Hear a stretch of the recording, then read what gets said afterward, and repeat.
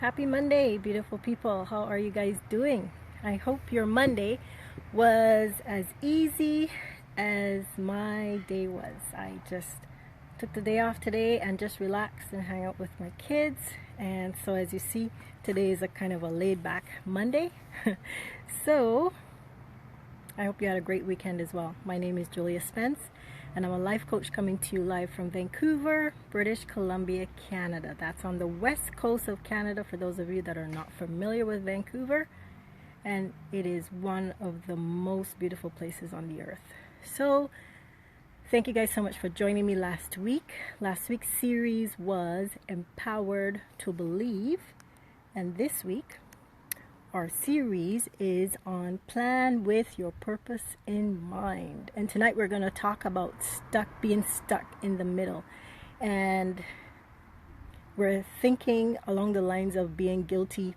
Once you decide that, yes, Lord, I'm going to fulfill my purpose, I'm going to start that business, write that book, whatever it is God is telling you to do, there comes a time when you have to choose between things that friends and family want you to do and fulfilling your purpose, spending time planning with your purpose in mind. And it's important for us to recognize that we do have to make time. As a mom, as a wife, as an employee, you know, your day gets pretty full, and then you're like, oh my goodness, when am I going to have time to even do the things that I'm supposed to do? When am I going to have time to write that book? When am I going to have time to write the business plan? Things like that. And so tonight, I want you to go with me and look at this young man's story. He was 13 years of age, I think, at the time. Okay, so let's get started. We're in Luke 2, and we're starting from verse 41. So every year, Jesus' parents went to Jerusalem for the festival of Passover. When he was 12 years old, they went up to the festival according to the custom. After the festival was over, while his parents were returning home, the boy Jesus stayed behind in Jerusalem. But they were unaware of it. Thinking he was in their company, they traveled on for a day. Then they began looking for him among the relatives and friends. When they did not find him, they went back to Jerusalem to look for him. After 3 days, they found him in the temple courts, sitting among the teachers, listening to them and asking them questions. Everyone who heard him was amazed at his understanding and his answers. When his parents saw him, they were astonished. His mother said to him, "Thanks so much for joining, Gina. Son, why have you treated us like this?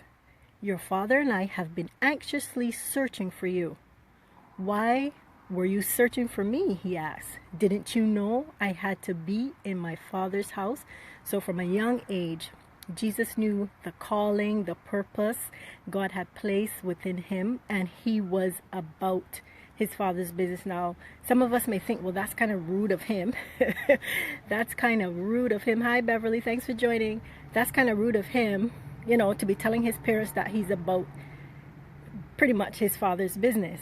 And God wants us to take the deposits that he has placed in us seriously and be about his father's business. Last week, we touched on many topics to encourage us to be empowered to believe in the purpose and the plans that God has placed in our lives. So this week, we're going to be talking about planning. And so sometimes, friends and family invite you out, and there's that struggle. There's that struggle to, should I do what God has called me to do? Hi, Jen. Thanks for joining. Should I do what God has called me to do, or should I go out and spend money on all these other things? And when it comes to investing in ourselves, we think hard to invest in ourselves. But when we, as parents, as moms and dads, when we have kids and they want to sign up for baseball, they want to do whatever, we are the first to run out and buy them the gear. But when it's investing in a life coach, or when it's investing in taking a course and learning how to write well, or taking a course and learning how to even sing, if you're a singer, taking a course in learning how to play the piano, there's that guilt. We feel like, I can't spend the money on myself. But I want to encourage us tonight that God, He is looking for a return on His investment. Just like how when we send our kids to university, we spent the money for them to go to college, university, whatever they want to do. We are expecting them to do well. God wants a return on His investment. He's expecting us to do well also. So He wants us to be serious about the plans and purposes that He has deposited in us, and to work on that area of guilt. Yes, you're going to feel guilty. Who wouldn't? But remember that He is expecting a return on His investment. He is a parent just like all of us, and He's expecting a return on His investment. So my challenge to us this week is looking at our schedule, 24-hour schedule, seeing how we spend our time, and carving out some time to do what God has called us to do. And sometimes friends come up with these emergencies. I mean, if it's a life and death situation and you're needed, of course, you're gonna take the time out and you're gonna go and help your friend. But if it is something that can wait to another day, do not put off what God wants you to do, to schedule the time to fulfill your purpose, to write that book. Congrats again on your book, Jen. Jen took the time and the sacrifice. I know you're a mom, you're a businesswoman, you also are employed somewhere else, and you took the time, and now you were able to finish your book and accomplish one of the many things that God has called you to do. And so you're a great example of when you take the time and say, look, I am about my Father's business. God has deposited a book in me, and books in you actually. And so you took the time and made the sacrifice in order to fulfill God's purpose. And I'm sure that, Jen, at times you may have felt guilty when people asked you to come and do certain things that you were not able to assist them with. But as I said, God is looking for a return on His investment. The books that we're to write, the businesses that we're to start, they're going to impact people for God's honor, glory, and praise. And that's why we came to the earth. So I want to challenge us tonight to set the schedule, make time, and do not feel guilty when you are carving out time to invest in the things that God has deposited in you. So I trust tonight's broadcast has been a blessing. Again, we read from Luke chapter 2. And we read about the story about Jesus where his parents took him on this journey, this festival, and he decided he was going to stay in the temple and talk about God and learn about God and share his wisdom about God. And so he could have been perceived as being out of order, as we would say in the Caribbean, he out of order, but it didn't matter to him. He knew who he was, and he knew what he was supposed to do in the earth. And that's the confidence that God wants us to have, that to know who we are, whose we are, and to know the purpose that He has placed in us so that we can fulfill everything that He has deposited in us. I know you guys have heard me say before that Dr. Miles Monroe, who has passed now, he said that the graveyard is one of the most, not expensive places, one of the richest places, pardon me, on the planet. And the reason why he said that is because many of us die thinking that, unable to develop, produce, manifest what God has deposited in us. And remember that not everyone is going to be happy with you because you're pursuing purpose, because that's just the way people are. Sometimes people want to live a mediocre life.